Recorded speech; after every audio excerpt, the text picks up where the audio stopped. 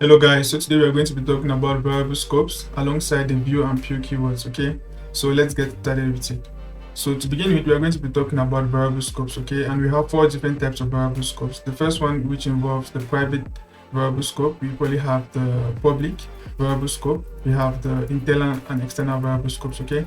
So I'm going to be showing you guys how you can be able to use these variable scopes and when necessary while using them when coding your smart contracts with Solidity, okay? So it's important for us to get some definitions of these variable scopes, okay? So as you can see here, we have some notes. By the public variable scope, the public state variable can be accessed internally as well as via messages, okay?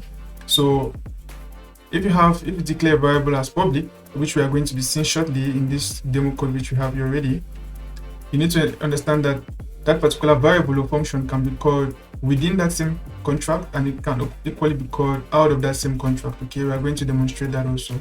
Likewise, if you have a private variable scope, this whatever is labeled as private, be it whether it's a function or a variable, it can only be called within that contract. It cannot be called out of the contract, okay? Even if another contract inherits that particular contract, we are going to be seeing that shortly. Likewise, you equally have the internal variable scope, okay? So if we label a variable or a function as internal, we can literally be able to access that particular variable or function within the same smart contract or out of the same smart contract if another smart contract inherits the same contract, okay? Likewise, external, as the name implies, literally you can only be able to use this variable or function which is labeled as external out of that smart contract. You can't use it within that smart contract, okay? So let's give this a demo and we see how it kind of works in a bit, okay? So right now we have a demo code that's right in front of us here. So if you literally label this particular variable as public, for example, you can label it as such. For our public variable, what we are really saying here is this particular variable can be accessed out of this smart contract, all right? And it can also be accessed within this smart contract. Same as if you have, let's say the name, which is a string, as I made mention in my previous video. You can also be able to call this particular variable out of the smart contract as well as within the same smart contract, okay? We equally have some labelings already made for us. For example, you have the public, we have function A, which is made public. That means it can be called within this smart contract, and it can also be called out of this smart contract into another contract which inherits it. Like we have another contract here, like we have the second contract which inherits the first contract. As you can see, this is the first contract, and we have the second contract which inherits the first, okay? So remember, we have function A, which is labeled as public, all right? And we have function B, which is labeled as internal, okay? And now you can see there we have another function within the first contract which says it's labeled as get B, okay? And it's labeled as public. So within the first contract, we are calling function B, okay? This function B will label it as internal, okay? With the internal variable scope, you can call that function within the same smart contract or even within another contract which inherited the first contract, okay? That means if you come to the second contract, and with the concept of inheritance, I'm going to be talking about this in my upcoming video. I'm going to be describing the differences between inherited contracts and abstract contracts too, so you can see about that. So all you need to know now is the first contract, okay, is being inherited by the second contract. So all the functions here by default they have to be accessed by the second contract, okay? So now within the second contract, as you can see, we have the get bi, okay? We are calling the B function, okay? This B function was labeled as internal, right? That's why it gives us no problem. This is possible, okay? It shows us it's valid. But if I should label, for example, function B to be able to, let's say I want to label it to be private, for example, we are going to get an error here, okay? We get this error here because of this variable scope, this particular variable scope private.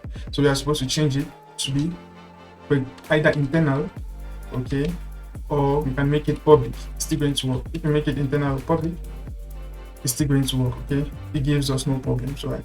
So with this understanding, it helps you to be able to program smart contracts if you want some functions to be accessed by other smart contracts, or you want some variables or functions not to be accessed at all, okay? It's very important. So that's one of the main differences you need to understand. But with the public keyword, it can be accessed both from the same smart contract, out of the same smart contract, and even outside, okay? With The same thing applies literally to variables. Okay, so if you have a variable and it's either labeled as public or it's labeled as private, if it's labeled as private, that means it can only be accessed within this smart contract. If another smart contract, let's say the second contract, for example, it's called like this, and if we try to, for example, call, let's say, function B, if we label function B as private, I think we spoke about this already. If we label function B as private, we can't be able to access it in another smart contract. Okay, so this is very important for us to know. Right, so we must either change it to internal or we can change it to external. It's very important for us to know this. Okay, so at this point, we can change it to internal or we can change it to internal. Okay, so that it saves us the problems, right?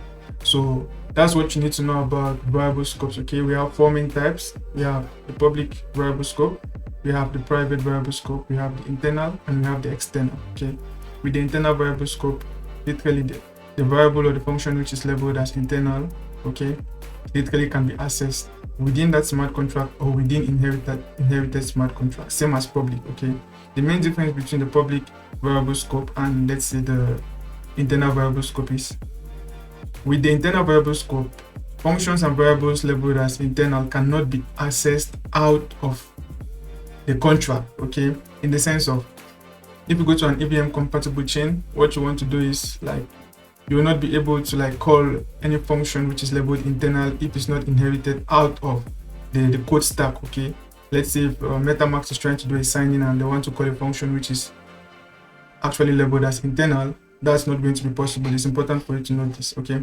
so external is what is going to do that. So if I label this as external, then the function is not going to be able to be called like B. Okay, we're trying to call function B right here in the get function. Okay, we're not going to be able to call this particular function within the smart contract. It can only be called out of the smart contract. Okay, it's very important to know this. Not even in this other contract, it can be called out of the code stack itself when being run on an EVM compatible chain, right? So it's very important for us to know this. So we're going to change this right here. Let's say to public or internal. Okay, it's critical to know this. The next thing that I would like us to talk about is the view and pure keywords. Okay, the view keyword literally, as you can see from the description here, view functions are read-only functions and do not modify the state of the blockchain. Okay, while pure functions do not read or do not modify the state of the blockchain. Okay, so if you label a particular let's say we have this function here. Okay, so since this function does not modify the state variable, as I made mention in my previous videos, state variables are variables that are not literally called within functions. Okay, like for example, we have the val and we have the name. These are state variables. So while we have this unit x is literally a local variable because it runs within this code of this function. It's very important for us to know this.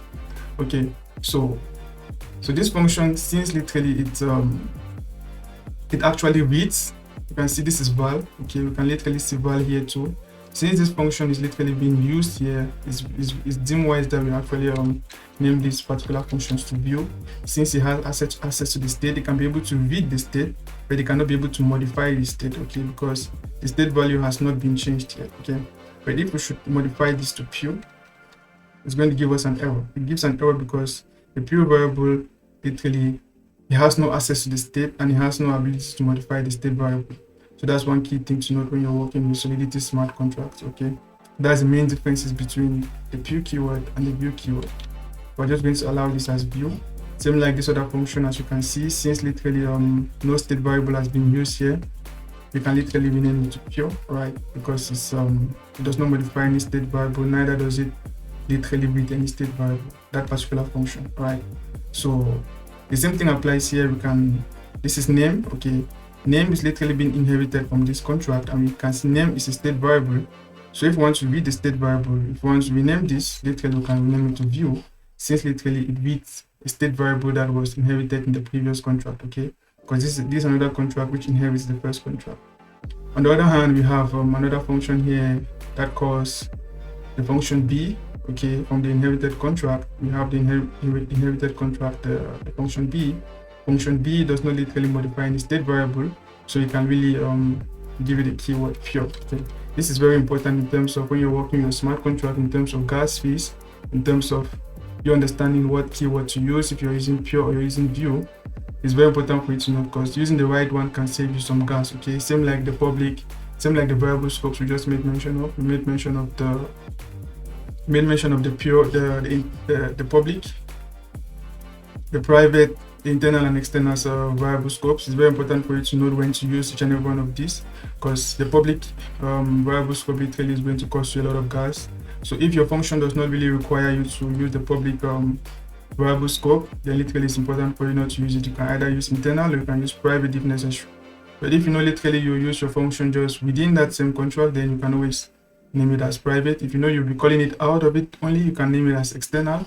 If you know you're going to be needing it much more often within the contract and out of the contract, literally you can name it as public. Okay, so with that being said, I look forward to seeing you guys in my next video, and that's it for today. See you guys.